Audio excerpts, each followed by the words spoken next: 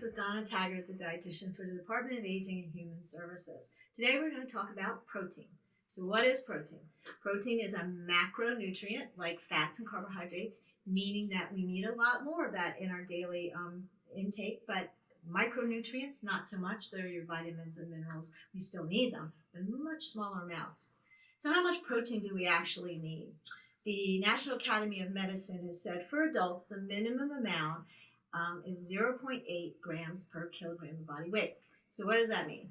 A 150-pound person, you divide by 2.2, and that gives you 68 kilograms. So that's the formula. We'll post this at the end, so don't worry about trying to scribble this down.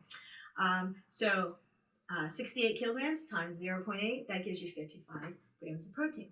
Now they're starting to say that us seniors actually need a little bit more than that, maybe 1 to 1.2 grams per kilogram. So that same 150-pound person would now need 82 grams of protein. And so why is this? Well, as we age, we don't process things as great, so we need a little bit more protein because of that. We also have been, over the decades, slowly losing muscle mass, so protein helps preserve that muscle mass. We get infections and healing maybe more often, but harder to do, so we need more protein for that. So there's all reasons that we would probably need a little bit more protein than our younger counterparts, adults. So anyway, they're also finding that it's more per meal than just that 82 grams or 90 grams that you need for the day. It's better to break it up through the meal. So the recommendation is now 25 to 30 grams per meal. Okay, so most people, no problem, lunch and dinner, if you're eating especially animal protein, size of your palm, piece of chicken, fish, beef, that's going to give you 25 to 30 grams. So no big deal. Most of the time, people are having trouble at breakfast, and we're going to talk a little bit about that. But what if you're doing what the recommendation is saying, go to plant-based protein? Well, that can be a little bit more difficult. For instance, a little handful of nuts, 1 ounce of nuts, 7 grams of protein. Half a cup of lentils, 8 grams of protein.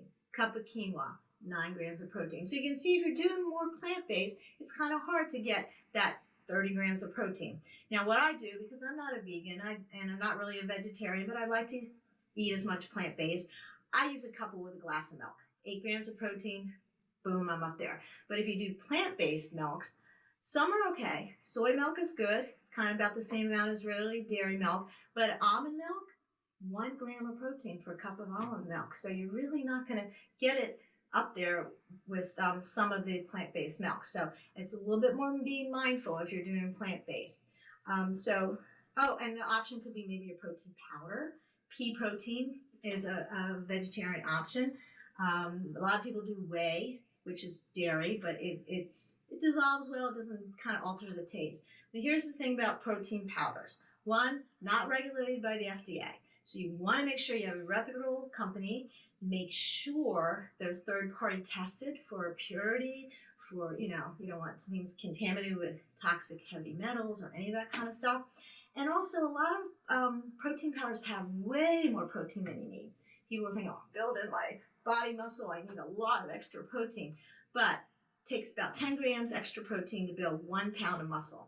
So some of them are like 80 grams. That's a lot of protein. What happens to it? Your body has to break it down, puts extra stress on your liver, on your kidneys, and then the extra is stored as energy, which is fat storage. So again, all that extra protein that you think you might need, you might not need it. So, trying to keep track of how much you are getting each day and looking into that. We'll talk a little bit more about that. But I want to talk about breakfast. Statistically, people do not normally get enough protein at breakfast. If you say typical oatmeal breakfast, half a cup of milk, some blueberries, very healthy, good for your heart, but 9 grams of protein. So here's some options. I want to show you. I brought some things along, just not inclusive, just knowing that this is what I had around my house. So there's other options. But okay, so say you have the milk, regular milk. This is 8 grams of protein for a cup of milk. Perhaps consider switching. This is a milk called Fairlife. It's been ultra filtered, so everything's more concentrated, and it has 13 grams of protein. So there's a little extra protein, same taste, has all the same package. The thing I was going to say too about protein powders is you're isolating the protein, and a lot of times it's the whole protein package. A cup of milk is not only giving you the protein, but it's giving you potassium, it's giving you phosphorus, it's giving you calcium, it's giving you vitamins A and D. So it's packaged with a lot of other nutrients. The same with an egg. 8 grams of protein for one egg, but it's got choline for your brain, gluten for your eye. So again, it's that protein package. So again, with this filtered milk, it's still got all those components that were in the regular milk. If you're having oatmeal, maybe consider trying some protein oatmeal. This actually has pea proteins in it, so it's a good vegetarian option. 10 grams of protein for a serving instead of the 5 gram that you get in regular oatmeal. I tried it. Tasted pretty good to me. So, again, there's options. You got to try things and see if you like it. Say you eat regular cereal at breakfast. Look for the higher protein cereals. This Kashi brand, 13 grams of protein for their serving versus about 5 grams that would be in, say, Cheerios or something like that. And this was actually really good. Some of these Kashis are, almost people say, oh, but this was very tasty with the cinnamon in it. So that was good. Say you have English muffins. All right, Thomas's English Muffins now has one. It's called a cinnamon plus protein. So instead of the 4 grams of protein in a regular Thomas's English Muffin, this has 9. So it's, almost a little bit more than twice the amount. Spread some peanut butter on, which is a protein, about 7 grams of protein for 2 tablespoons.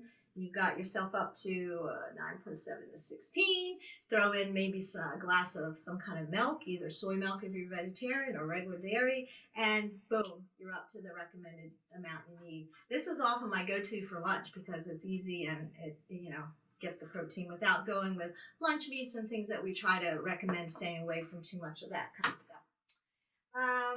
Another option, yogurt. Different yogurts have different amounts of protein.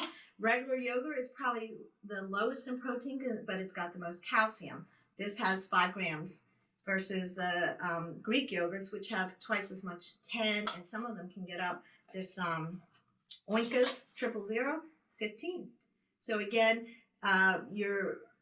with yogurt, if you have more protein, you're kind of giving up with some of the calcium, so you have to kind of decide what you need. Maybe alternating between regular yogurt and Greek yogurt will give you what you need for that. Another option, say you're not like a breakfast person at all, you want a little, some kind of protein bar, and there are tons of protein bars out there. I don't really go for protein bars, so I just got a few that I enjoy for snacks to show you. Nature Value has one called Protein. This has 10 grams of protein in it. Now again, you don't want to just focus, okay, protein. You got to think of what the package is. So again, check on how much added sugar. This has 5 grams of added sugar. It's like about a teaspoon of added sugar to that. It's not too bad. It has 5 grams of fiber, so that's really good. Low sodium. The fat that's in it is coming from the nuts, so it's a good type of fat. So again, look at the whole package and don't just focus like, oh, I need protein.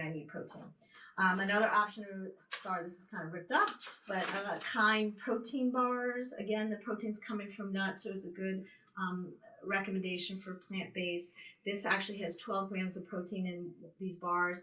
Again, not too much added sugar, 6 grams, about a teaspoon, 5 grams of fiber. Again, low sodium, low cholesterol, and the good type of fat that's coming from the nuts. So again, another good option. Let's say you're like, oh, I just don't even like breakfast. Well, again, there's options of different shakes. This one, again, lots of things out there. I'm just hopefully giving you a tool to look and see which would work for you and what tastes good. I'm not a smoothie person, so I got these. I could drink this. It was chocolate flavored, but again, I struggle a little because I'm not really into milkshakes or anything. But if you love a chocolate milkshake, this is again, the same company, Fairlife. 30 grams of protein in this little bottle, 150 calories. So my question is it going to keep you to the meal because it's not too many calories in it, but it did have no added sugar to it, and it had about 1 gram of fiber to it. So again, an option and a way to get all 30 grams, boom. But again, don't pair this with something else that's higher in protein because you don't need that much protein. So if this is all you're going to be doing, this is a good option. So I challenge you this month to try to keep track of what you're eating. There's lots of apps you can put things in, and it'll tell you how much you're doing. Or do it the old-fashioned way. Just like, okay, I had a cup of this cereal. I'm having 13 grams of protein, and write it down, and just see how you're doing throughout the day. Again, maybe breakfast isn't your problem, but like I said, most people struggle with that. Just see what you can do. And next month, we're going to talk about how food can become like a medicine. Let it be your medicine. And hopefully you'll enjoy that presentation as well. So I'll see you next month. Bye.